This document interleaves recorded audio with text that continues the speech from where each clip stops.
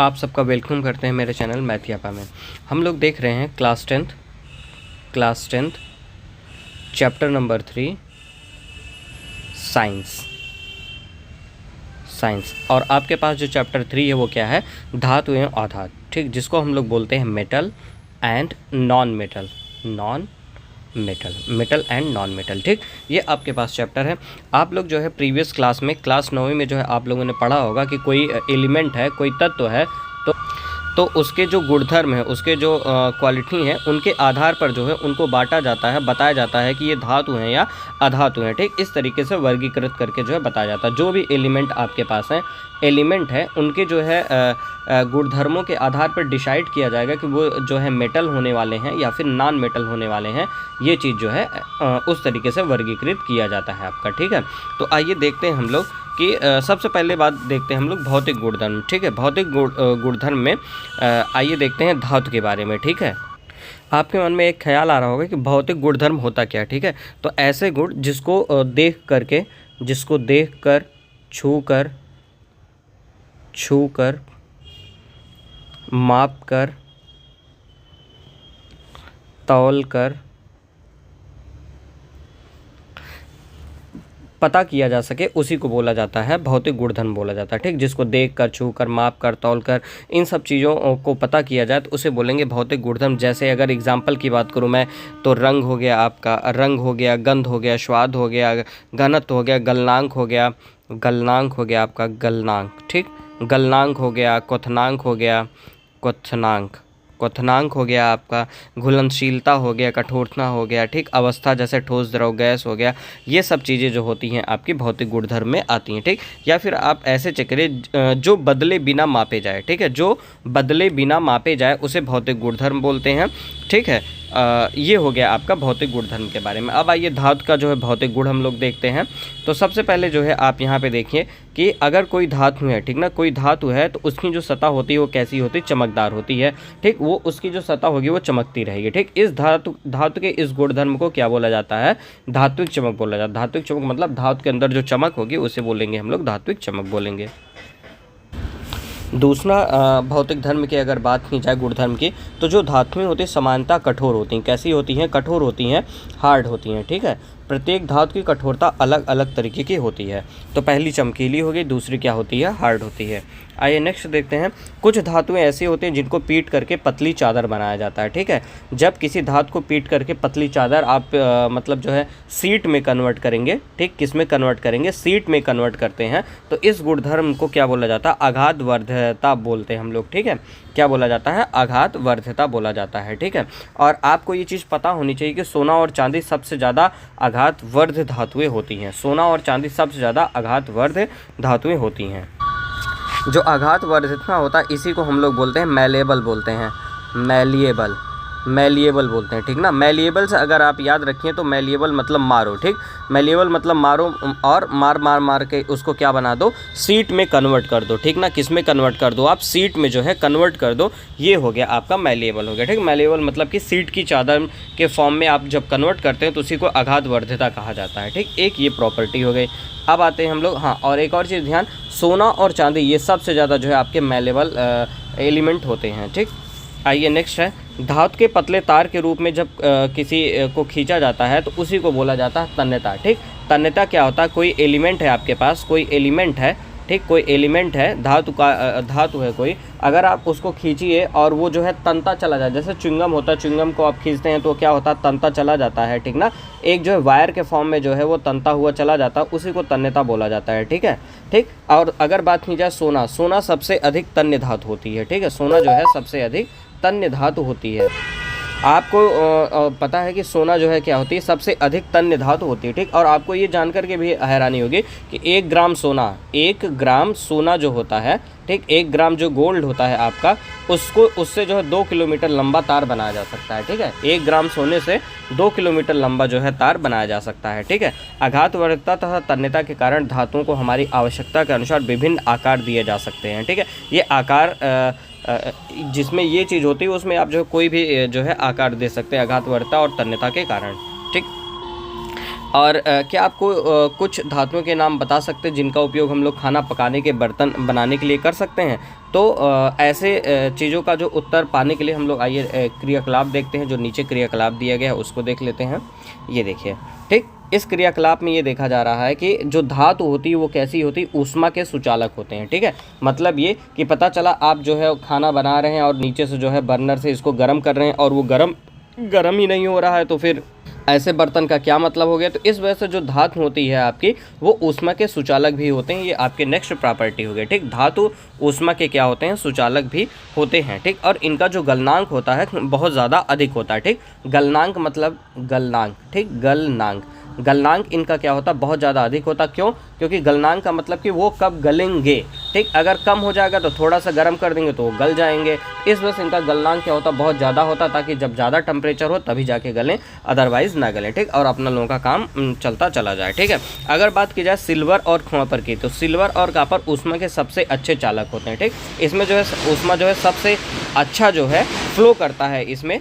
ठीक है, मतलब कि सुचालक होता है सबसे ज़्यादा किसमें? सिल्वर और कॉपर में होता है। बात की जाए सिल्वर और कॉपर की तो ऊष्मा के सबसे अच्छे चालक होते हैं। अगर बात किया जाए गोल्ड और सिल्वर की बात की जाए तो ये सबसे बढ़िया आघातवर्धित होते हैं। ठीक, और सोना की बात की जाए आपकी तो सोना जो है सबसे बढ़िया जो है तन्यता मतलब क्या हो गया? इसको हम लोग बोलते हैं डक्टाइल बोलते हैं। ठीक ना, तन्यता को क्या बोला जाता है? डक्टाइल बोला जाता है। ठीक है, इसका मतलब होता है किसी एलिमेंट को जो खींच करके वायर के फॉर्म में कन्वर्ट करना। अब आइए यहाँ पे सुचालक पे थे हम लोग। सुचालक में जो है सिल्वर और कॉपर ऊष्मा के सबसे अच्छे चालक होते हैं। हाँ, अब आप ये आपको ये चीज़ पता होनी चाहिए कि जो तार होता है घरों में, जो वायर होते हैं जिसमें बिजली फ्लो करती है, ठीक, उसमें क्या होता है कि उस पर जो है एक पॉलीवाइलिन क्लोराइड, जिसको हम लोग पीवीसी बोलते हैं। ठीक ना, पीवीसी, इसका फुल फॉर्म भी पूछा जा सकता है, तो इसका फुल फॉर्म होता है पॉलीवाइलिन क्लोराइड होता है। ठीक है, जो तार होता है उसके ऊपर पॉलीवाइलिन क्लोराइड का जो है परत चढ़ी होती है। ठीक ना, या फिर रबड़ जैसी एक सामग्री होती है, ये उसी की जो है परत चढ़ी होती है। ये परत क्यों चढ़ी होती है ये बता दीजिए। जब धातुएं किसी क्यों होती हैं कमेंट में करके हमको बता दीजिएगा। जब धातुएं किसी कठोर सतह से टकराती हैं तो क्या होता है? ठीक, आइए इसके बारे में जान लेते हैं। क्या वह कोई आवाज़ उत्पन्न कर सकती है या फिर नहीं करती है? तो जो धातुएं कठोर सतह से टकराने पे आवाज़ उत्पन्न करते हैं उन्हें ध्वनिक कहते हैं। ठीक ना, ध्वनिक मतलब क्या हो गया? सोनोरस हो गया। ठीक, सोनोरस हो गया आपका। सोनोरस का मतलब ये कि ऐसे एलिमेंट, ऐसे धातुएं जो टकराने पे किसी से टकराने पे ध्वनि उत्पन्न करती हैं। क्या उत्पन्न करें?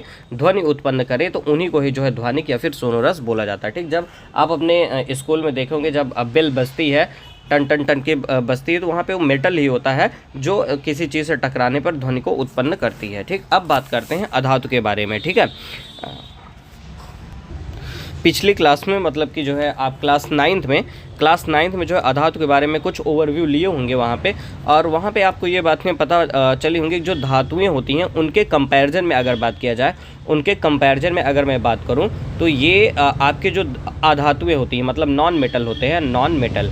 ठीक, जो नॉन मेटल होते हैं, अधातुएं होती है, उनकी जो संख्या होती है वो क्या होती है? कम होती है। ठीक ना, उनकी संख्या क्या होती है? मेटल के कंपैरिजन में कम होती है। ठीक, और वो कौन कौन सी चीज़ें हैं देख लीजिए। कार्बन है आपका अधातु है, सल्फर क्या अधातु है, आयोडीन क्या अधातु है, ऑक्सीजन क्या अधातु है, हाइड्रोजन भी आपका क्या है? अधातु है। ठीक है, ठीक, ये सब जो है कुछ अधातु के उदाहरण है। अगर बात की जाए ब्रोमीन की, जो ब्रोमीन होता है ये ऐसी अधातु है। ब्रोमीन जो है आपका ब्रोमीन, ठीक, ब्रोमीन जो है आपकी ऐसी अधातु है जो किस फॉर्म में होती है? लिक्विड के फॉर्म में होती है। किसके फॉर्म में होती है? लिक्विड के फॉर्म में होती है। ठीक है, बाकी जो चीज़ें होती हैं, बाकी जो अधातुएं होती हैं वो या तो ठोस होंगी या तो कैसी होंगी? गैस होंगी। ठीक, या तो वो सॉलिड होंगी या फिर कैसी होंगी? आपकी गैस के फॉर्म में होती हैं। ब्रोमीन को छोड़ करके जो ब्रोमीन होती है वो किस फॉर्म में होती है? लिक्विड के फॉर्म में होती है। और ये अक्सर पूछा भी जाता है कॉम्पिटिटिव एग्जाम में, रेलवे के एग्जाम में, हर जगह ये पूछा जा सकता है। ठीक है, आइए नेक्स्ट चलते हैं। अब आपके मन में ख्याल आ रहा होगा कि अगर हम भौतिक गुणधर्म जान गए तो क्या हम जो है कोई भी एलिमेंट है क्या उसको हम लोग जो है क्लासीफाई कर सकते हैं कि ये धातु है या अधातु है? नहीं कर सकते हैं, ठीक है ना, क्योंकि ऐसे ही उसमें बहुत से अपवाद है, एक्सेप्शनल केसेस आते हैं कि आप उसको जो है क्लासीफाई कर ही नहीं सकते हैं। तो आइए एक एक चीज़ों को देख लेते हैं। क्या पहले नंबर पर बात करते हैं मरकरी, ठीक। मरकरी को छोड़ करके सारी धातुएं कमरे के ताप पर ठोस अवस्था में पाई जाती हैं, ठीक। अगर बात किया जाए रूम टेम्परेचर की, रूम टेम्परेचर की अगर मैं बात करूँ तो उसमें जो धातुएं होती हैं, ऑलमोस्ट जो धातुएं होती हैं वो सब किस स्टेट में पाई जाती हैं? सॉलिड स्टेट पे जो है पाई जाती हैं, ठीक। सॉलिड स्टेट में वो पाई जाती हैं। लेकिन मरकरी को छोड़ करके, किसको छोड़ करके? मरकरी को छोड़ करके, मरकरी को जो है छोड़ करके बाकी सभी धातुएं लगभग जो है रूम टेम्परेचर पे सॉलिड स्टेट में पाई जाती हैं, ठीक। क्यों पाई जाती हैं? क्योंकि उनका जो गलनांक होता है वो क्या होता है? बहुत ज़्यादा अधिक होता है, ठीक, बहुत ज़्यादा अधिक होता है। लेकिन गैलियम और सीजियम का गलनांक क्या होता है? कम होता है। यदि आप अपनी हथेली पर इन दोनों धातुओं को रखेंगे तो ये पिघलने लग जाएंगी, ठीक है। मरकरी तो जो है आपके लिक्विड फॉर्म में तो रहती है, ठीक है, लेकिन ये ठोस अवस्था में नहीं पाई जाती है, ठीक है। लेकिन अगर बात की जाए गैलियम और सीजियम की, गैलियम और सीजियम की, ठीक, सीजियम की अगर बात की जाए, गैलियम और सीजियम की, इनको भी अगर रूम टेम्परेचर पे रखा जाए तो ये धीरे धीरे जो है क्या हो जाते हैं? लिक्विड के फॉर्म में कन्वर्ट होना स्टार्ट हो जाते हैं। तो आप ध्यान रखिएगा, मरकरी को ध्यान रखिएगा, गैलियम को ध्यान रखिएगा, सीजियम को, ठीक। मरकरी तो होती है लिक्विड में, लेकिन ये गैलियम और सीजियम जो है आपके लिक्विड फॉर्म में जो है आना स्टार्ट कर देते हैं रूम टेम्परेचर पे। अब देखिए जो आयोडीन होता है ये क्या होता है? अधातु है। आयोडीन कैसा? अधातु है, नॉन मेटल है, लेकिन फिर भी ये कैसा है? चमकीला है। जो आयोडीन होती है वो कैसी होती है? नॉन मेटल होती है, फिर भी ये कैसी है? आपकी चमकीली होती है, ठीक। हम लोगों ने पढ़ा था जो धातुएं होती है वही चमकीली होती है, लेकिन यहाँ पे जो आयोडीन है वो भी क्या होता है? आपका चमकीला होता है, अधातु होते हुए, ठीक। अब बात करते हैं कार्बन की। कार्बन एक ऐसा अधातु है जो विभिन्न रूपों में जो है रह सकता है, ठीक है। विभिन्न रूपों में क्या है? ये विद्यमान रह सकता है, और इन्हीं विभिन्न रूपों को क्या बोलते हैं हम लोग? अपरूप बोलते हैं, ठीक ना। क्या बोला जाता है? अपरूप, अपर रूप बोला जाता है, ठीक। मतलब कोई चीज़, एक चीज़ है वो अगर 2-3 स्टेज में एक से अधिक रूपों में विद्यमान है इस नेचर में, तो उसी को बोला जाता है अपरूप बोला जाता है, ठीक। जैसे कार्बन है, तो कार्बन के जो अपरूप हैं पहले नंबर पे क्या है? वो हीरा है। क्या है? हीरा है।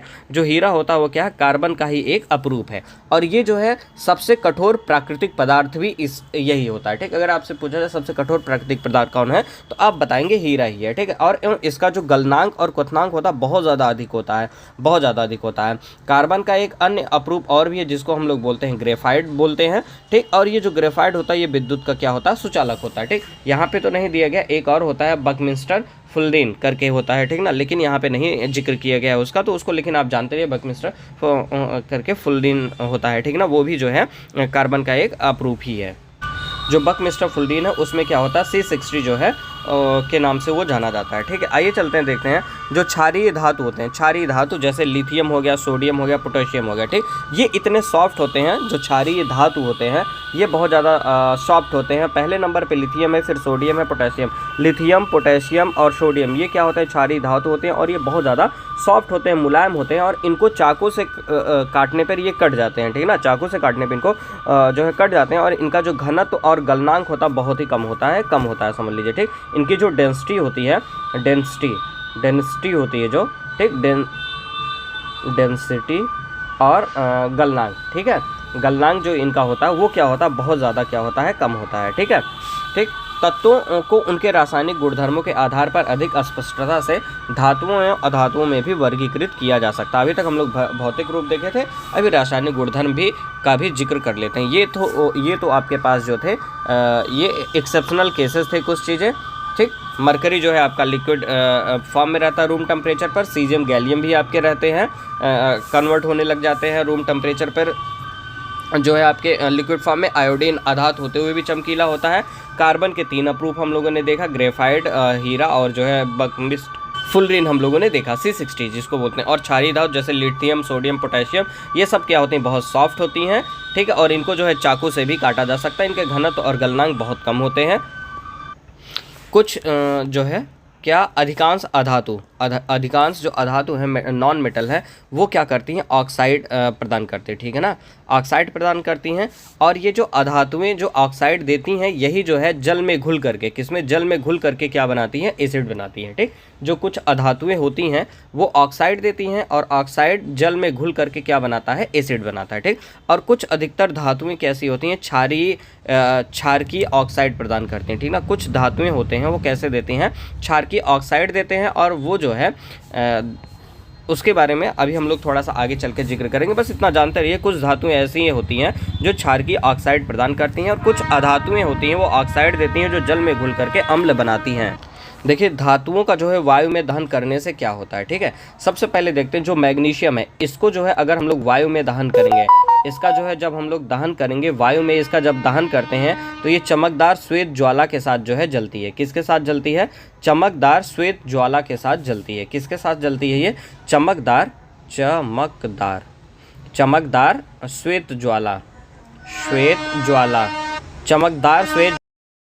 चमकदार श्वेत ज्वाला के साथ जो है ये जलती हैं। ये पूछा जा सकता है मैग्नीशियम जब ऑक्सीजन के साथ दहन करता है तो क्या होता है, चमकदार श्वेत ज्वाला के साथ वो जो है जलता रहता है, ठीक है। आइए आगे चलते हैं। ये जानते रहिए जो भी धातु होती हैं, लगभग धातुएं जो होती हैं ऑक्सीजन के साथ जब वो रिएक्शन करेंगी तो क्या बनाती हैं, धातु ऑक्साइड बनाती हैं, ठीक है। जब कभी भी धातु ऑक्सीजन के साथ मिलता है तो धातु ऑक्साइड बनाता है। धातु ऑक्सीजन के साथ मिलेगा तो धातु ऑक्साइड बनाएगा। मेरे साथ बोलिए, धातु जब ऑक्सीजन के साथ मिलता है तो धातु ऑक्साइड बनाता है, ठीक है। ठीक, आइए एक उदाहरण देखते हैं। जब कॉपर को वायु की उपस्थिति में गर्म किया जाता है तो ऑक्सीजन के साथ मिल करके काले रंग का कॉपर टू ऑक्साइड बनाता है, ठीक ना। जब कभी भी कॉपर को जो है हम लोग ऑक्सीजन के साथ गर्म करेंगे तो कॉपर टू ऑक्साइड बनाएगा, ठीक ना। कॉपर टू ऑक्साइड बनाएगा और इसका जो रंग होगा वो कैसा होगा, ब्लैक रंग होगा, ठीक ना। किस कलर का होगा ये, ब्लैक रंग का। ये जो है अभी जेई में जो है पूछा गया है, ठीक ना। जेई का जो एग्ज़ाम है आरआरबी जेई उसमें जो है ये पूछा गया, तो आप इसको ध्यान से पढ़िएगा। कॉपर टू ऑक्साइड जो होता है वो किस कलर का होता है, ब्लैक कलर का होता है। कॉपर जब ऑक्सीजन के साथ रिएक्शन करेगा तो कॉपर ऑक्साइड बनाता है, कॉपर टू ऑक्साइड बनाता है, ये ब्लैक कलर का होता है। इसी प्रकार जो आपका एल्युमिनियम है ये ऑक्सीजन के साथ रिएक्शन करके आपका जो है एल्युमिनियम ऑक्साइड प्रदान कर देता है, ठीक। एल्युमिनियम ऑक्साइड मतलब क्या हो गया आपका, Al2O3 हो गया, ठीक। Al2O3 मतलब एल्युमिनियम ऑक्साइड हो गया, ठीक है। हम लोगों ने ये देखा है कि जैसे कुछ जो भी धातुएं होती हैं लगभग वो क्या बनाती हैं, ऑक्साइड बनाती हैं, ठीक। और इनका जो नेचर होता है, इनकी जो प्रकृति होती है, जो उनकी प्रकृति होती है वो कैसी होती है, क्षारकीय होती है, ठीक है। मतलब यहाँ पे जो आपका जो ऑक्साइड बन रहा है, ये जो ऑक्साइड बन रहे हैं, ये जो ऑक्साइड बन रहे हैं आपके ऑक्साइड जो आपके बन रहे हैं मेटल के ऑक्साइड, ठीक। मेटल के जो ऑक्साइड बन रहे हैं उनका जो नेचर होता है वो कैसा होता है, क्षारकीय मतलब अगर बात की जाए तो बेसिक होता है। कैसा होता है, बेसिक नेचर इनका जो है होता है, ठीक है। लेकिन कुछ ऐसे भी एलिमेंट हैं, धातुएं हैं, जैसे एल्युमिनियम हो गया, उसका जो ऑक्साइड है एल्युमिनियम ऑक्साइड, जिंक हो गया, जिंक का जो ऑक्साइड है ये क्या करती हैं ये धातुएं, इनका जो ऑक्साइड होता है वो अम्लीय भी होता है, क्षारकीय भी होता है, मतलब बेसिक भी होता है और जो है आपका एसिडिक भी होता है, दोनों प्रकार के होते हैं ये। तो ऐसे धातु ऑक्साइड को जो अम्ल तथा क्षार दोनों से अपक्रिया करके जो है लवण तथा जल प्रदान करते हैं, अपक्रिया करके साल्ट और जो है वाटर बनाते हैं, उन्हें बोला जाता है उभयधर्मी ऑक्साइड बोला जाता है, ठीक है। मतलब कुछ ऐसे धातु के ऑक्साइड हैं जो अम्लीय तथा क्षार की दोनों प्रकार व्यवहार प्रदर्शित करती हैं, और ऐसे धातु ऑक्साइड जो अम्ल तथा क्षार दोनों से अपक्रिया करके साल्ट और वाटर देते हैं उसे उभयधर्मी ऑक्साइड भी कहा जाता है, ठीक है। अम्ल तथा क्षार के साथ एल्युमिनियम ऑक्साइड निम्नलिखित प्रकार से अपक्रिया कर रहा है। यहाँ पे देखिए Al2O3 है, एल्युमिनियम ऑक्साइड है, ये HCl के साथ अब जब रिएक्शन किया तो AlCl3 बना लिया और वाटर बना लिया, ठीक है ना। क्या बना लेते हैं ये, साल्ट और जो है जल बना लिए। और Al2O3 अगर NaOH के साथ बेस के साथ करता है तो ये क्या बना रहा है, NaAlO2 बना लेता, सोडियम एल्यूमिनेट बना लेता और वाटर यहाँ पे बना लेता, ठीक। ये चीज़ था, रिएक्शन था, ठीक है। इस रिएक्शन को याद रखिएगा। अब यहाँ पे देखिए जितने भी लगभग हैं अधिकांश धातु ऑक्साइड जल में कैसे होते हैं, अघुलनशील होते हैं, ठीक। लेकिन इनमें से कुछ जल में घुल करके क्षार भी दे देते हैं, जैसे सोडियम ऑक्साइड एवं पोटेशियम ऑक्साइड निम्नलिखित प्रकार से जल में घुल करके क्षार प्रदान करते हैं। बात की जाए सोडियम ऑक्साइड और पोटेशियम ऑक्साइड की तो ये जल में घुल करके क्षार या फिर जो है आपका बेस बना देते हैं। जैसे देखिए Na2O H2O से मिल करके NaOH बना दे रहा है, K2O H2O से मिल करके KOH बना देता है। ये बात ध्यान रखिएगा, धातु ऑक्साइड जल में क्या होता है, अघुलनशील होता है, ठीक है। लेकिन कुछ ऐसे भी होते हैं जो जल में घुल करके क्षार प्रोवाइड कर देते हैं, ठीक है। और जो धातु ऑक्साइड होता है वो कैसा होता है, क्षारीय होता है, उसका जो प्रकृति होता है कैसा होता है, क्षारीय होता है, ठीक है। जो आपकी पोटेशियम और सोडियम होते हैं, ठीक। पोटेशियम और सोडियम जो कि और Na सोडियम है, ये सब क्या करते हैं, वायु से बहुत तेज़ी से रिएक्शन करते हैं, ठीक ना। वायु मतलब एयर से ये क्या करते हैं, बहुत तेज़ी से रिएक्शन करते हैं और रिएक्शन करके जो है तुरंत के तुरंत जो है ये जल जाते हैं, जल जाते हैं, ठीक ना। आप यूँ कह दीजिए कि इन दोनों को अगर आप खुले में रखेंगे, हवा में रखेंगे, तो ये इसमें जो है तुरंत के तुरंत जो है आग पकड़ लेती है, ठीक। इसलिए इनको जो है प्रिजर्व करने के लिए, सुरक्षित रखने के लिए जो है आकस्मिक आग को रोकने के लिए कैरोसिन तेल में डुबो करके रखना पड़ता है, ठीक। किस में रखा जाता है, कैरोसिन ऑयल में जो है डुबो करके इसको रखा जाता है, पोटेशियम और सोडियम को, क्योंकि आग ना लगने पाए। सामान्य ताप पर मैग्नीशियम, एल्युमिनियम, जिंक, लेड आदि जैसे धातुओं की सतह पर ऑक्साइड की एक पतली परत चढ़ जाती है एयर के रिएक्शन से, ठीक है। जो मैग्नीशियम हो गया, वो एल्युमिनियम हो गया, ये जिंक हो गया, लेड हो गया, आदि जैसे कुछ धातुएं हैं जिनकी सतह पर ऑक्साइड की एक पतली परत चढ़ जाती है, ठीक ना। ठीक, ये जो पतली परत है ऑक्साइड की, ये क्या करती है, ऑक्साइड की यह परत धातुओं को पुनः ऑक्सीकरण से क्या करती है, सुरक्षित रखती है, ठीक। मतलब एक बार जब ये जो है ऑक्साइड की एक परत चढ़ जाती है तो दोबारा ऑक्सीकरण ना हो पाए, इस बात से जो है उनको जो है सुरक्षा मिल जाती है। और अगर इसको गर्म किया जाए, गर्म करने पर आयरन का दहन तो होता नहीं है, लेकिन जब बर्नर की ज्वाला में लौह का जो है चूर्ण डालते हैं हम लोग, लोहे का जब चूर्ण डालते हैं तो वह तेजी से जलने लगता है, ठीक। और कापर तो जो है उसका तो दहन तो होता नहीं है, कॉपर का तो दहन होता नहीं, लेकिन जब उसको गर्म करते हैं तो गर्म धातु पर कॉपर टू ऑक्साइड की एक काले रंग की परत चढ़ जाती है, ठीक ना।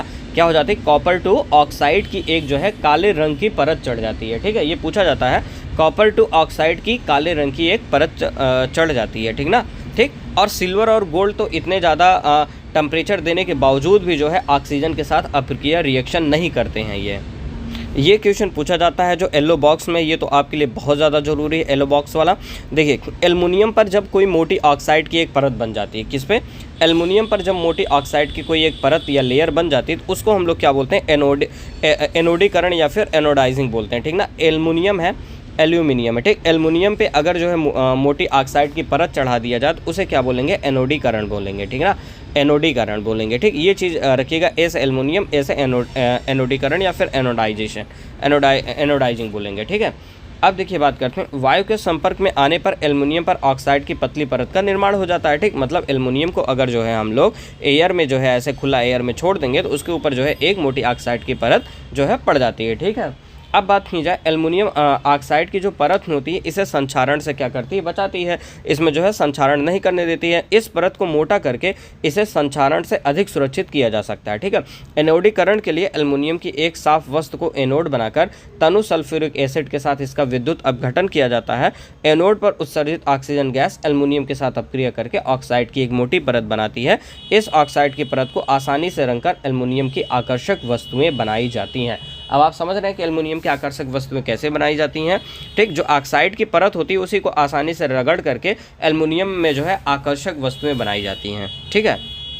अभी तक हम लोगों ने जो कुछ भी देखा उसमें जो है सोडियम सबसे ज़्यादा जो है अपक्रियाशील था, सबसे ज़्यादा जो है सोडियम अपक्रियाशील। तो हम लोग धातुएं जब जल के साथ अपक्रिया करती हैं तो क्या होता है, ठीक है। आइए देखते हैं इसमें क्या चीज़ें हैं। धातु जब जल के साथ आपका अपक्रिया करेगा तो आपको धातु ऑक्साइड देगा और हाइड्रोजन देता है, ठीक है। जब कभी भी मेटल जो है जल के साथ H2O के साथ जो है रिएक्शन करता है तो आपको जो है मेटल ऑक्साइड देता है, मेटल ऑक्साइड, एंड आपको क्या देगा, हाइड्रोजन का। धातु ऑक्साइड जब जल के साथ करेगा तो धातु हाइड्रोक्साइड देता है, ठीक। धातु जल के साथ किया तो धातु ऑक्साइड, और धातु ऑक्साइड जब जल के साथ किया फिर से वो धातु हाइड्रोक्साइड दे देगा, ठीक है। जैसे पोटेशियम एवं सोडियम जैसी धातुएं ठंडे जल के साथ ये सब चीज़ें जो है बहुत तेज़ी से अपक्रिया करती हैं, ठीक। और जो सोडियम और पोटेशियम होता है उनकी जो अपक्रिया होती है इतनी तेज़ होती है कि उसमें से जो है ऊर्जा भी जो है निकलती है, ठीक है। और इस वजह से इसको जो है ऊष्माक्षेपी रिएक्शन भी बोला जाता है। और इससे जो उत्सर्जित हाइड्रोजन होते हैं वो तुरंत के तुरंत जो है प्रज्वलित हो जाते हैं, ठीक। जैसे 2K H2O के साथ जब रिएक्शन करता है तो 2KOH बनाता है और H2 बनता है और उसमें ऊर्जा जो है निकलती है आपकी। वही सीन Na के साथ है, सोडियम H2O के साथ जो रिएक्शन करेगा तो NaOH बना देगा एक्वस में और हाइड्रोजन गैस रिलीज करेगा और उसमें ऊर्जा जो है निकलती है। और जल के साथ जब कैल्शियम की अपक्रिया थोड़ी धीमी होती है, यहाँ उत्सर्जित ऊष्मा हाइड्रोजन के प्रज्वलित होने के लिए पर्याप्त नहीं हो पाती है, ठीक। मतलब ये कि जो कैल्शियम होती है वो वाटर के साथ जब मिक्स होता है तो इसमें जो रिएक्शन होती है थोड़ी धीमी होती है और इसमें कैल्शियम हाइड्रोक्साइड बनता है आपका और हाइड्रोजन गैस भी रिलीज होती है और ये रिएक्शन थोड़ी धीमी होती है। इस वजह से इसमें से जो एनर्जी निकलती है वो जो है हाइड्रोजन को प्रज्वलित करने के लिए पर्याप्त नहीं होती है। अब देखते हैं, क्योंकि उपरोक्त अपक्रिया में उत्पन्न हाइड्रोजन गैस के बुलबुले कैल्शियम धातु की सतह पर चिपक जाते हैं, अतः कैल्शियम तैरना प्रारंभ कर देता है। ठीक, ये जो कैल्शियम है, ये कैल्शियम जो है आपका तैरना स्टार्ट क्यों हो जाता है ये भी पूछा जा सकता है, क्योंकि जो हाइड्रोजन गैस के बुलबुले होते हैं कैल्शियम धातु की सतह पर चिपक जाते हैं, जिसकी वजह से कैल्शियम तैरना स्टार्ट कर देता है। ठीक है, मैग्नीशियम शीतल जल के साथ अपक्रिया नहीं करेगा कभी भी। जो मैग्नीशियम होता है वो शीतल जल मतलब ठंडे जल के साथ रिएक्शन नहीं करता है, परंतु जैसे ही गर्म जल आएगा उसके साथ अपक्रिया करके वो मैग्नीशियम हाइड्रोक्साइड एवं हाइड्रोजन गैस उत्पन्न कर देता है। ठीक है, चूंकि हाइड्रोजन गैस के बुलबुले मैग्नीशियम धातु की सतह से चिपक जाते हैं, अतः यह भी तैरना प्रारंभ कर देता है। मतलब बात करूं मैं कैल्शियम और मैग्नीशियम की, तो ये जो है वाटर में तैरते हैं, क्योंकि इससे जो है हाइड्रोजन गैस के जो बुलबुले होते हैं इससे चिपक जाते हैं और ये जो है वाटर में जो है ईजिली तैरना प्रारंभ कर देता है। एल्युमिनियम, आयरन, जिंक जैसी धातुएं ना तो शीतल जल के साथ करती है ना ही गर्म जल के साथ अपक्रिया करती हैं, लेकिन भाप के साथ अपक्रिया करके ये धातु ऑक्साइड तथा हाइड्रोजन प्रदान करती हैं। यहाँ पे देख सकते हैं एल्युमिनियम, यहाँ पे जो है वाटर का गैस फॉर्म स्टेट है ये। ठीक, और Fe भी जो है आपका वाटर के गैस फॉर्मेट के साथ है। यहाँ पे Al2O3 बना रहा है और Fe3O4 बना रहा है और दोनों जगह पे जो है हाइड्रोजन गैस रिलीज हो रही है आपकी। लेड, कॉपर, सिल्वर तथा गोल्ड जैसी धातुएं जल के साथ बिल्कुल भी अपक्रिया नहीं करती। कौन कौन सी? लेड हो गया, कॉपर हो गया, सिल्वर हो गया और गोल्ड हो गया। ठीक, लेड, कॉपर, सिल्वर और गोल्ड ये तीनों चारों चीज़ें जो है धातुएं जल के साथ बिल्कुल भी अपक्रिया नहीं करती हैं। अब देखते हैं जब धातुओं को अम्ल के साथ अपक्रिया कराया जाता है तो क्या होता है। मेटल को जो है एसिड के साथ कराते हैं। ठीक, ये हो गया आपका मेटल और ये हो गया आपका एसिड। इन दोनों को जब कराएंगे तो क्या बनेगा? साल्ट बनेगा और हाइड्रोजन बनेगा। क्या बनता है भाई? साल्ट बनता है, प्लस में क्या बनेगा आपका? हाइड्रोजन गैस बनेगी। ठीक, आइए देखते हैं आगे। आइए देखते हैं येलो बॉक्स देखते हैं। येलो बॉक्स में बात की जा रही है एक्वा रेजिया की। ठीक है, जो एक्वा रेजिया है इसको क्या बोला जाता है? रॉयल जल का लैटिन शब्द है। ठीक, जो रॉयल जल है, रॉयल जल का लैटिन शब्द है एक्वा रेजिया है। ठीक, और इसमें जो है 3 और 1 के अनुपात में सांद्र हाइड्रोक्लोरिक एसिड एवं सांद्र नाइट्रिक एसिड का जो है ताज़ा मिश्रण होता है। ठीक है, मतलब ये समझिए कि ये जो है HCl हो गया और HNO3 हो गया। ठीक, इसमें क्या हो गया कि जो हाइड्रोक्लोरिक एसिड है वो कितना होता है आपका? 3 मोल होता है और HNO3 कितना होता है आपका? 1 मोल होता है। ठीक है, ठीक 1 मोल होता है। ये 3 और 1 के रेशियो में जो है HCl और HNO3 मिल करके जो है आपका एक्वा रेजिया बनाते हैं। और ये जो एक्वा रेजिया होता है वो किसको? गोल्ड को भी ये गला सकता है, जबकि दोनों में से किसी अम्ल में अकेले यह क्षमता नहीं होती है। एक्वा रेजिया भवकता द्रव होने के साथ प्रबल संचारक भी होता है।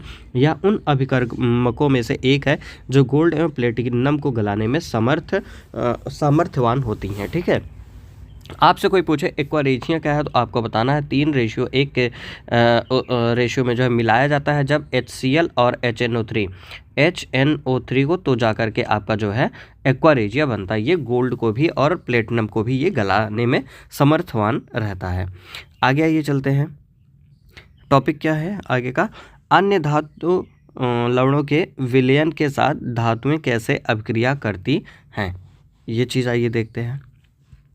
बात यहाँ पे ये समझते हैं कि कोई धातु A है, धातु B को उसके विलयन से अगर विस्थापित कर देती है तो यह धातु B की अपेक्षा अधिक अपक्रियाशील है। ठीक, जैसे धातु A है और B का कोई साल्टी विलयन है, उसमें से B को अगर ये हटा देती है, विस्थापित कर देती है, तो बन जाता है ये धातु A का जो है साल्टी विलयन बन जाएगा और धातु B को विक्षेपित करके इसको जो है अलग कर देती है। तो इसका मतलब ये कि A जो है ये बहुत ज़्यादा जो है इससे A जो है B से बहुत बढ़िया जो है अभिक्रियाशील है। ठीक, मतलब B की अपेक्षा A जो है अच्छा जो है अभिक्रियाशील तत्व है या फिर धातु है ये। ठीक है, अब आइए देखते हैं सक्रियता श्रेणी देखते हैं। वही सक्रियता श्रेणी मतलब कि कौन कितना तेज अभिक्रिया करता है, उस श्रेणी में यही चीज़ दर्शाया गया और कौन कितना स्लो जो है अभिक्रिया करता है, इस चीज़ को ये दर्शाया जाता है।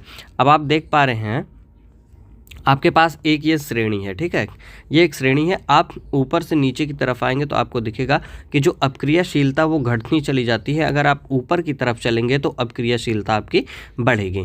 और बात की जाए सबसे अधिक अपक्रियाशील की, तो आपके पोटेशियम हो गया और सोडियम हो गया। सबसे कम अपक्रियाशील की बात की जाएगी तो Au आपका गोल्ड हो गया, सिल्वर हो गया, और जो बीच में है आपके ये सब चीज़ें होती हैं, ठीक है। तो अब इसको जो है याद करते हैं। पोटेशियम हो गया, सोडियम हो गया, कैल्शियम हो गया, मैग्नीशियम हो गया, ठीक, एल्युमिनियम हो गया, जिंक हो गया, आयरन हो गया, लेड हो गया, हाइड्रोजन हो गया, कॉपर हो गया, मरकरी हो गया, Hg जिसको बोलते हैं, पारद बोलते हैं, Ag मतलब सिल्वर हो गया, Au हो गया, गोल्ड हो गया, ठीक। इस तरीके से जो है आपकी सक्रियता श्रेणी है। Potassium, sodium, calcium, magnesium, aluminium, zinc, iron, lead, hydrogen, copper, mercury, silver, gold. अगर बात करें इसके ट्रिक की तो हम लोग कुछ ऐसे लिखते हैं।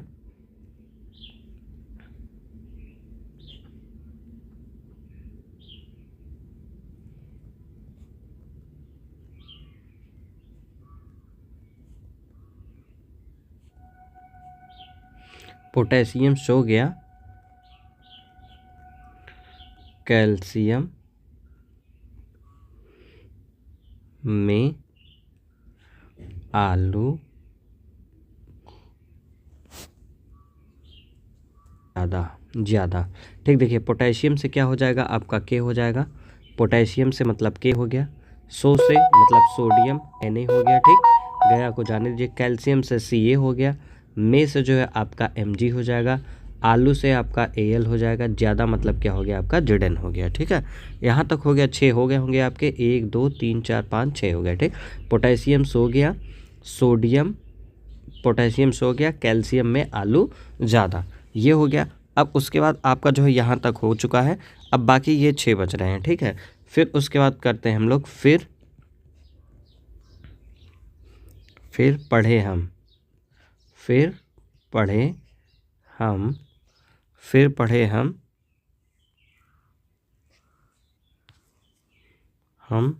चुप होकर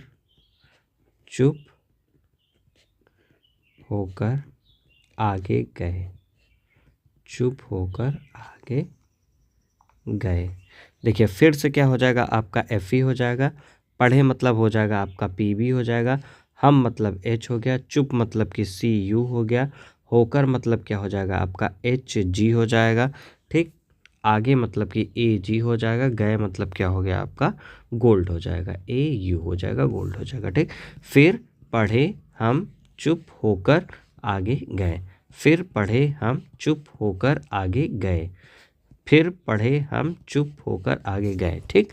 पोटेशियम सो गया, पोटेशियम सो गया, कैल्शियम में आलू ज़्यादा, फिर पढ़े हम चुप होकर आगे गए, ठीक है। याद कर लीजिए, पोटेशियम सो गया, कैल्शियम में आलू ज़्यादा, फिर पढ़े हम चुप होकर आगे गए। पोटेशियम सो गया, कैल्शियम में आलू ज़्यादा, फिर पढ़े हम चुप होकर आगे गए, चुप होकर आगे। ये जो है आपकी रिएक्टिविटी सीरीज़ है, ठीक। इसको ध्यान रखिएगा। अब देख लेते हैं कुछ धातुएं एवं अधातुएं कैसे अपक्रिया करती हैं, ये चीज़ अब हम लोगों को देखना। कुछ यहाँ पे चीज़ें देखिए, जैसे उत्कृष्ट गैस है आपके पास, ठीक। उत्कृष्ट गैस हीलियम दिया है, नियॉन दिया है, आर्गन दिया है, ठीक। जो उत्कृष्ट गैसें होती हैं उनके लास्ट में क्या होगा कि पूरा सेल उनका जो है फिल रहता है, कोई भी इलेक्ट्रॉन जो है फ्री नहीं रहता। जैसे ये देखिए 2 8 8 है, हीलियम, नियॉन, आर्गन। कभी कभी पूछ लिया जाएगा हीलियम 2 होता है, नियॉन 10 है, ये क्या है आपका परमाणु संख्या है, ठीक। आर्गन का कितना होता है 18 होता है, ठीक है। और ये धातुएं आपके कुछ दी गई हैं, sodium, magnesium, aluminium, potassium, calcium, ठीक। 11 12 13 19 और 20 होता है ये, ठीक है। और लास्ट में आप देखेंगे 1 आ रहा है, इसमें 2 है, 3 है, 1 है, 2 है, कुछ इस तरीके से जो है आउटर मोस्ट सेल में इलेक्ट्रॉन आपके हैं। अधातुओं के बारे में बात कर ली जाए, नाइट्रोजन है, ऑक्सीजन है, फ्लोरीन है, फास्फोरस है, सल्फर है, क्लोरीन है, ठीक। यहाँ पे ये जो है आपके जो है इलेक्ट्रॉनिक कॉन्फ़िगरेशन उनके दिए गए 2 5 2 6 2 7 2 8 5 2 8 6 2 8 7। अब आप देख रहे होंगे लास्ट वाले सेल में जो है इलेक्ट्रॉन उनको चाहिए अपना ऑक्टेट कंप्लीट करने के लिए, ठीक है। बात यहाँ पे ये देनी चाहिए कि जो सोडियम तथा क्लोराइड होते हैं, इनके जो आयन होते हैं वो परस्पर आकर्षित होते हैं तथा मजबूत स्थिर वैद्युत बल में बंध करके ये क्या बनाते हैं, सोडियम क्लोराइड के रूप में जो है उपस्थित रहते हैं, ठीक। और ध्यान देने वाली बात यह है कि इसमें सोडियम क्लोराइड अणु के रूप में नहीं पाए जाते, बल्कि यह विपरीत आयनों का समुच्चय होता है, ठीक। जैसे अगर मैं बात करूँ Na, तो Na+ इलेक्ट्रॉन एक बाहर माइनस है, ठीक। और Cl है, कुछ Cl- इस तरीके से है बनता है आपका, ठीक। तो इसका ऑक्टेट ये कंप्लीट हुआ, मतलब एक इलेक्ट्रॉन ये ले रहा है और ये एक इलेक्ट्रॉन का त्याग कर रहा है, वही ये Cl ले रहा है, ठीक है। सोडियम जो देखिए एक इलेक्ट्रॉन का इसको जो है त्याग कर रहा है, इसको दे रहा है, तो ये क्या हो गया, इस पर प्लस आ जाएगा, इस पर माइनस चार्ज आ जाता है और दोनों क्या करते हैं, कंबाइन कर लेते हैं और सोडियम क्लोराइड का जो है निर्माण हो जाता है। आगे ये देखते हैं, उसी तरीके से आपका Mg है, Mg भी उसी तरीके से करता है, 2 इलेक्ट्रॉन को ये देता है, ठीक, 2 इलेक्ट्रॉन को ये दे देता है। कुछ आयनिक यौगिक हैं, उनका गलनांक और क्वथनांक देख लीजिए। NaCl का 1074 है और 1686 है। LiCl का 887 है, 1600 है। CaCl2 कैल्शियम क्लोराइड 1045 1900, CaO 2850 से 3120 है। MgCl2 का 981 गलनांक है और क्वथनांक 1685 है। अब बात की जाए कुछ गुणधर्म है आयनिक यौगिकों के, उसके बारे में देख लें। पहले भौतिक प्रकृति के बारे में बात करते हैं। धन एवं ऋण आयन के बीच में क्या होता है, एक मजबूत आकर्षक बल लगा होता है, जिसकी वजह से आयनिक यौगिक ठोस एवं थोड़े कठोर होते हैं।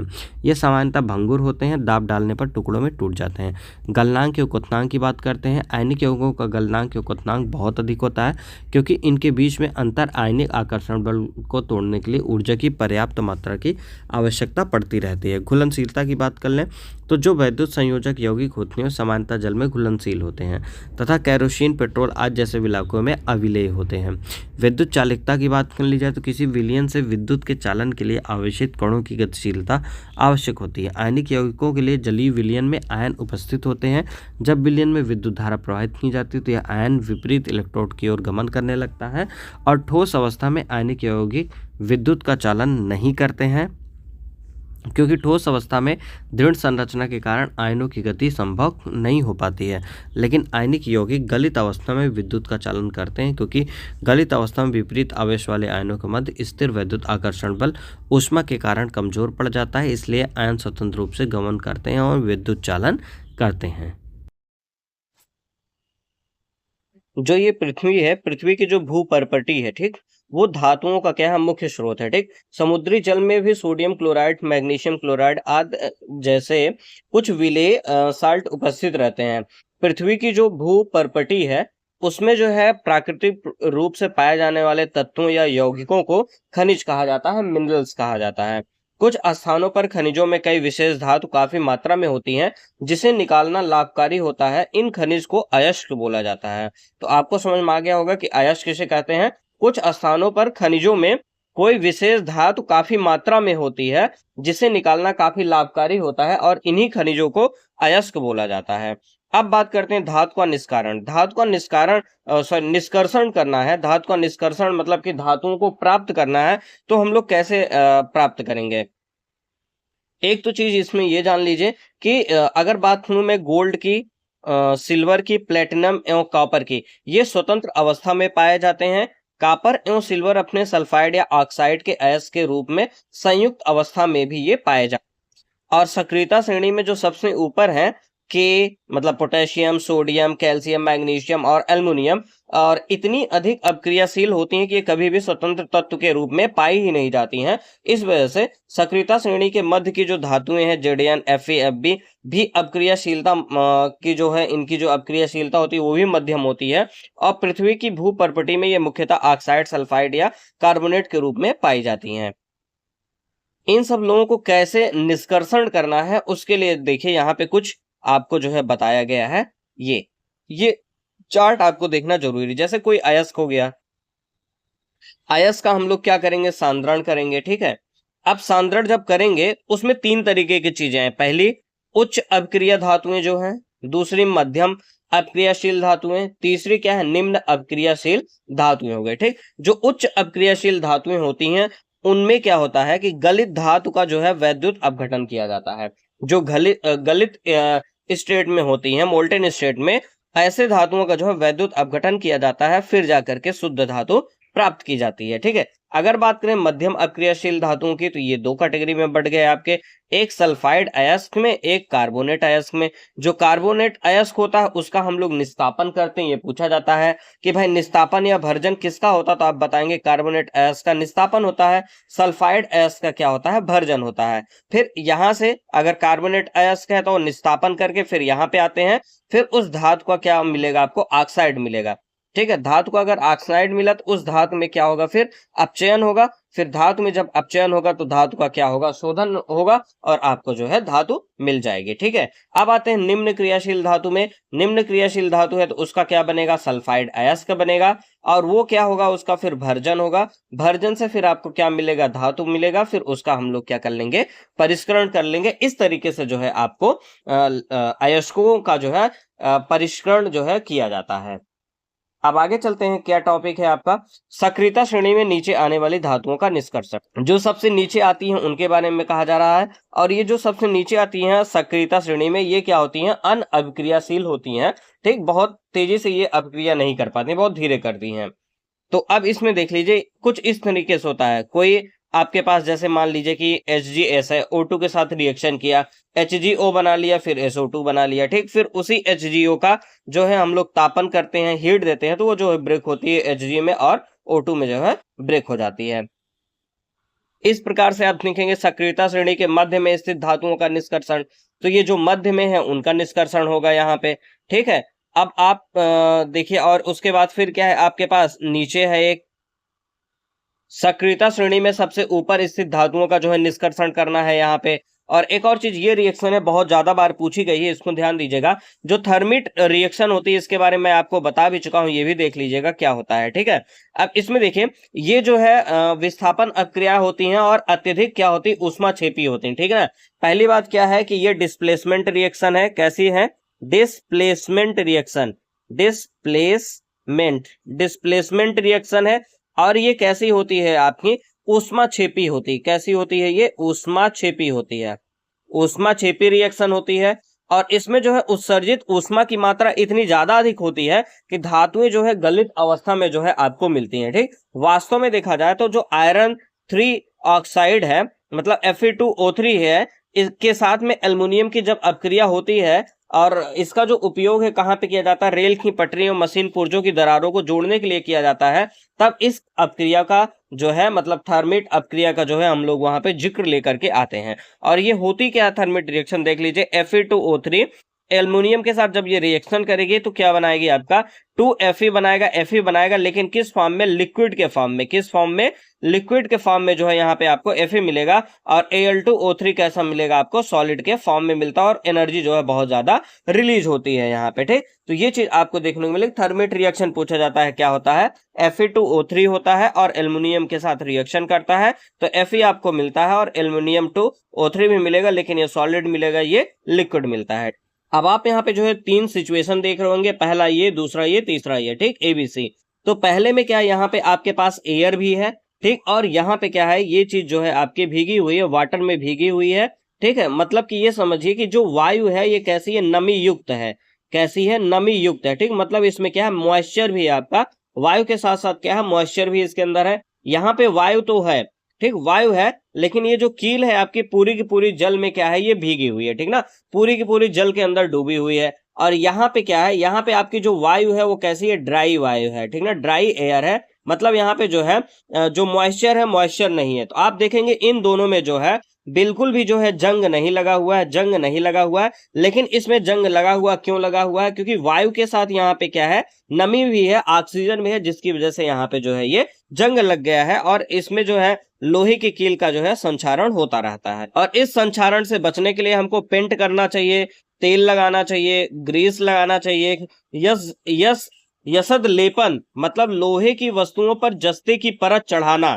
ठीक, लोहे की वस्तुओं पर जस्ते की परत चढ़ाना ही क्या कहलाता है, यसद लेपन कहलाता है। ठीक, इन सब चीजों को करना चाहिए ताकि संचारण से जो है सुरक्षा मिल सके। और ये जो है ALP में पूछा गया है। ठीक ना, पिछली बार लोको पायलट में ये एग्जाम में पूछा गया है कि किसी लोहे के कील को संक्षारण करना, तो उसमें क्या क्या चीजें करनी चाहिए। तो आप बता सकते हैं पेंट करके, तेल लगा के, ग्रीस लगाकर, यसद लेपन करके जो है हम लोग उसमें कर सकते हैं। ठीक, और क्रोमियम का भी लेपन करके कर सकते हैं, एनोडीकरण करके भी कर सकते हैं, या फिर मिश्र धातु बनाकर लोहे को जंग लगने से बचाया जा सकता है। यसद लेपन क्या होता है?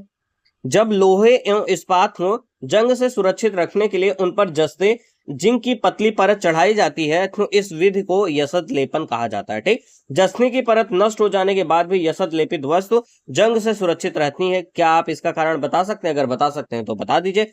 ठीक, कमेंट करके आप इसको जरूर बता दीजिएगा। ठीक है, यहाँ पे देखिए, दो या दो से अधिक धातुओं के सामग्री मिश्रण को मिश्र धातु कहते हैं। ठीक, दो या दो से अधिक धातुओं के समांगी मिश्रण को मिश्र धातु कहते हैं। ठीक है, और इसे तैयार करने के लिए पहले मूल धातु को गलित अवस्था में लाया जाता है एवं उसके बाद दूसरे तत्वों को एक निश्चित अनुपात में इसमें विलीन किया जाता है और इसे फिर कमरे के ताप पर शीतलीकृत कर लिया जाता है।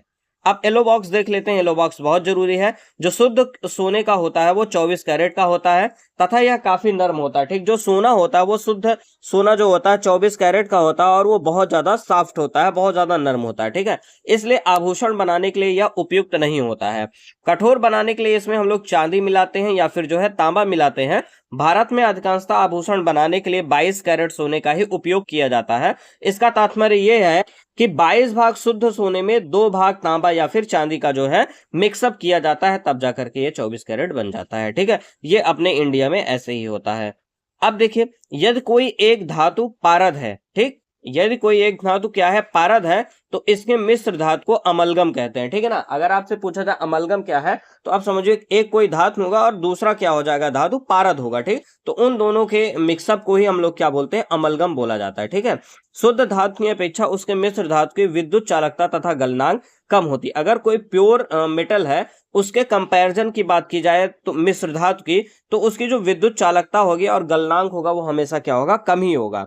अगर उदाहरण के लिए बात किया जाए तांबा एवं जस्ता, तांबा एवं जस्ता मतलब कि कॉपर और जिंक। ठीक ना, कॉपर और जिंक, कॉपर मतलब क्या हो गया आपका तांबा हो गया, और टिन मतलब क्या हो गया आपका जस्ता हो गया। ठीक है, तो अगर कॉपर और टिन को अगर मिक्सअप किया जाए तो उसको क्या बोलते हैं हम लोग, पीतल बोलते हैं। ठीक ना, पीतल।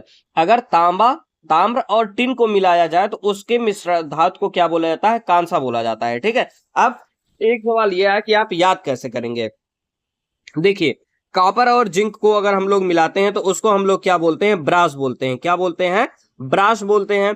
अगर हमने कॉपर और टिन को मिलाया, यहाँ टिन का मतलब क्या है आपका, एसएन है। ठीक ना, एसएन को जो है, टिन को हम लोग किससे रिप्रेजेंट करते हैं, एसएन से रिप्रेजेंट करते हैं। ठीक ना, कॉपर हो गया और टिन हो गया, इसको हम लोग क्या बोलते हैं, इसको हम लोग बोलेंगे ब्रॉन्ज बोलते हैं। क्या बोलते हैं, ब्रॉन्ज। आपने देखा होगा ना, ब्रॉन्ज मेडल आता है। ठीक, ब्रॉन्ज मेडल मिलता है, गोल्ड मिलता है, सिल्वर मिलता है, ब्रॉन्ज मेडल। तो आप यहाँ पे देखिए, जो ब्रॉन्ज है, ब्रॉन्ज में क्या आ रहा है, एन आ रहा है। ब्रॉन्ज में क्या आ रहा है, एन। तो एन आ रहा है, तो इसका मतलब क्या हो गया कि यहाँ पे देखिए, इसमें और इसमें दोनों में कॉपर कॉमन है। कंफ्यूजन तो आपको जेडन और एसएन में होगा। ठीक, जेडन और एसएन या फिर टिन में होगा आपका। ठीक है, तो आप ये समझ लीजिए कि अब इसमें देखिए, जो टिन है, ठीक ना, जो ये आपका क्या है, टिन है, और ये ब्रॉन्ज है, इन दोनों में क्या आ रहा है, एन आ रहा है। ठीक ना, दोनों में क्या आ रहा है, एन आ रहा है, टिन और ब्रॉन्ज। ठीक, दोनों में ये आ रहा है, तो इसका मतलब क्या हो गया आपका, ब्रॉन्ज में हमेशा कॉपर के साथ में क्या रहेगा, टिन रहेगा। कॉपर के साथ क्या रहेगा, ब्रॉन्ज में क्या रहेगा, कॉपर के साथ में हमेशा टिन रहेगा। ठीक है, ठीक है, ये हो गया आपका। या फिर आप ऐसे में भी समझ सकते हैं, ये ब्रॉस है। ठीक ना, ये क्या ब्रॉस है, तो ब्रॉस के साथ भी क्या है, कॉपर है। ठीक, अब यहाँ पे क्या हो जाएगा आपका, यहाँ पे जो एसएन है वो एसएन नहीं आएगा, यहाँ पे एस है, इसका मतलब यहाँ एसएन नहीं आकर के जेडन आएगा। ठीक ना, ब्रॉस है तो ब्रॉस में एस वाला टर्म नहीं आएगा, एस वाला टर्म नहीं आएगा, जेड वाला टर्म आएगा। ठीक ना, तो कॉपर और जेडन जहां आएगा वो ब्रास हो गया। ठीक है, और कॉपर और एसएन वाला टर्म जहां आएगा वो क्या हो गया, ब्रॉन्ज हो गया। ठीक है, ब्रॉन्ज। या फिर आप ये भी समझ सकते हैं, ऐसे भी बहुत से तरीके हैं इसको समझने का, आप कैसे भी आप समझ सकते हैं। एक बार फिर से इरेज करके मैं बताता हूं। जैसे कॉपर हो गया प्लस क्या हो गया आपका, जेडन हो गया। ठीक, इसको हम लोग क्या बोलेंगे, ब्रास बोलेंगे। क्या बोलेंगे, ब्रास। और कॉपर हो गया प्लस टिन हो गया, टिन को हम लोग एसएन लिखेंगे, तो ये क्या हो गया आपका, ब्रॉन्ज हो गया। क्या हो गया, ब्रॉन्ज हो गया, ब्रॉन्ज हो गया। ठीक, अब आप इसमें ये समझिए कि यहाँ पे जेड आ रहा है। ठीक, यहाँ पे जेड आ रहा है, इसका मतलब यहाँ पे जेड नहीं रहेगा। ठीक है, यहाँ पे जेड आ रहा है, इसका मतलब यहाँ पे जेड नहीं रहेगा। ठीक, और जिसमें जेड रहेगा वो जो है ब्रॉन्ज नहीं होगा। अब इतना समझ, अगर एक क्लियर हो गया तो दूसरा अपने आप। अगर यहाँ पे ब्रॉन्ज में यहाँ जेड आ रहा है, इसका मतलब यहाँ पे जेड नहीं रहेगा, यहाँ पे क्या रहेगा, एसएन रहेगा, बस बात खत्म हो गया। ठीक है, तो कॉपर और एसएन मतलब टिन को हम लोग क्या बोलते हैं, ब्रॉन्ज बोलते हैं, और कॉपर और जिंक को हम लोग क्या बोलेंगे, ब्रास बोलते हैं। ठीक है, ये चीज याद रखिएगा। और इनका जो नेचर होता है वो कैसा होता है, ये बिल्कुल भी जो है विद्युत के कुचालक होते हैं। ठीक, लेकिन अगर बात किया जाए तांबे का अगर हम लोग बात करें तो इसका जो उपयोग है हम लोग क्या करते हैं, विद्युतीय परिपथ बनाने के लिए जो है हम लोग इसका यूज करते हैं। कॉपर का यूज जो है हम लोग कहाँ पे करते हैं, विद्युत जो तार होती है उसके लिए हम लोग इसका यूज करते हैं। ठीक है, और जो सीसा और टिन होता है, पीबी जिसको हम लोग बोलते हैं, सीसा और टिन होता है, पीबी और एसएन की जो मिश्र धातु है वो क्या है, आपकी सोल्डर है। ठीक, सोल्डर क्या होती है, पीबी और एसएन की मिश्र धातु होती है, और इसका जो गलनांक होता है बहुत कम टेम्परेचर पे ये जो है गल जाता है। और इसका जो उपयोग है विद्युत तारों की परस्पर वेल्डिंग करने के लिए जो हम लोग इसका यूज करते हैं।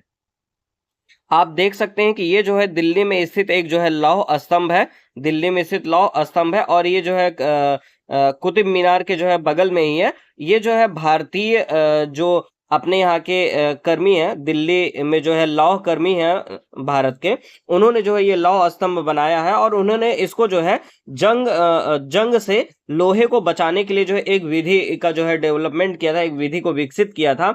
और इस स्तंभ की जंगता से प्रतिरोधकता का अवलोकन जो है विश्व के बहुत से साइंटिस्ट कर चुके हैं। ठीक है, और ये जो स्तंभ है करीब मान करके चलिए कि कुतुब मीनार के नजदीक में ही जो है स्थित है, और ये जो लौह स्तंभ है 8 मीटर ऊंचा है, और इसका भार 6 टन 6000 केजी के आसपास है। ये दिखाया जा रहा है इससे, दिल्ली स्थित लौह स्तंभ से ये बताया जा रहा है कि अपने यहाँ प्राचीन में जो भारतीय धातुकर्म थे उनका जो है क्या चमत्कार है, उस चीज को ये जो लौह स्तंभ है वो अभी भी जो है ये प्रदर्शित करता है। ठीक, और यहीं पे ये क्लास करते हैं समाप्त, आगे की क्लास करेंगे कल, अगला चैप्टर देखेंगे। Okay, thank you.